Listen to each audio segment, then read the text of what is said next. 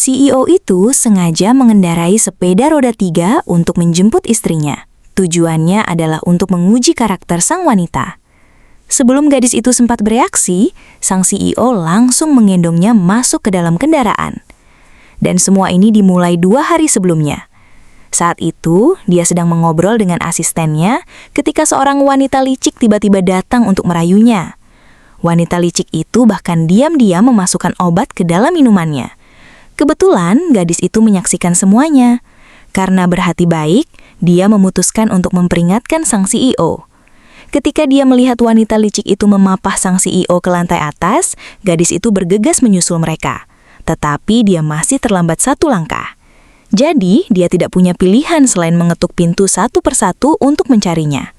Tepat ketika dia hampir menyerah, sebuah tangan tiba-tiba terulur dari sebuah kamar dan menariknya ke dalam. Dan begitulah, dia menghabiskan malam yang indah bersama sang CEO.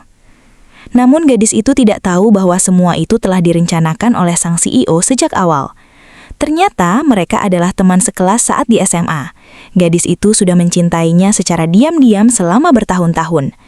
Tetapi karena berasal dari keluarga miskin, setelah mengetahui bahwa sang CEO berasal dari keluarga kaya, dia merasa tidak cukup pantas untuknya. Akibatnya, dia hanya bisa menyembunyikan perasaannya dalam gambar-gambarnya. Dia bahkan diam-diam membuat banyak sketsa potret pria itu. Namun yang tidak dia ketahui adalah bahwa sang CEO juga telah menyukainya selama bertahun-tahun.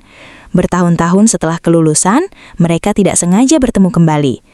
Sang CEO langsung mengenali gadis itu pada pandangan pertama, karena dia tidak pernah melupakannya. Keesokan harinya, pagi-pagi sekali setelah gadis itu terbangun, dia menerima telepon dari rumah sakit. Mereka memberitahu bahwa kondisi ayah angkatnya memburuk. Panik, dia segera mengambil pakaiannya dan bergegas ke rumah sakit.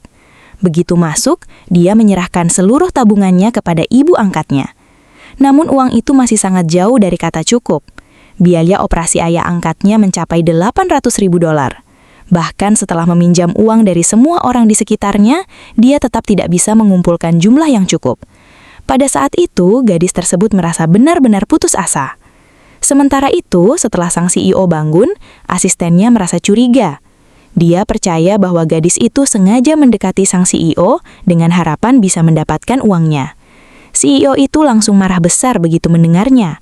Dia segera membatalkan semua rapatnya dan memerintahkan asistennya untuk menyelidiki kebenarannya. Setelah mengetahui bahwa ayah angkat gadis itu sakit parah dan sangat membutuhkan operasi senilai $800.000, sang CEO bergegas ke rumah sakit. Pada saat itu, gadis tersebut sedang berjongkok tak berdaya